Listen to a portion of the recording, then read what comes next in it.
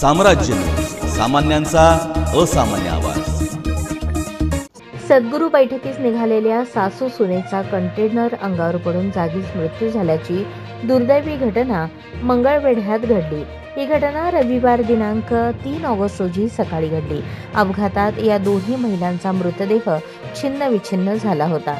रेणुका विजय तासगावकर वय 35, शालन पांडुरंग तासगावकर वय 56, राहणार धर्मगाव रस्ता मंगळवेढा अशी त्यांची नावे आहेत। घटनेची फिर्याद मृत महिलेचा पती विजय पांडुरंग तासगावकर यांनी दिली।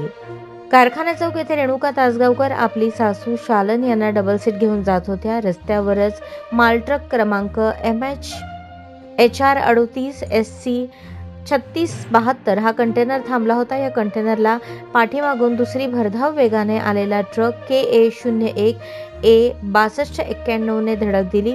भरधाव वेगामुळे कंटेनर ट्रक स्कूटीवरील रेणुका आणि सासू शालन यांच्या अंगावर पलटी झाला। त्यात गंभीर जखमी होऊन त्यांचा जागीच मृत्यू झाला।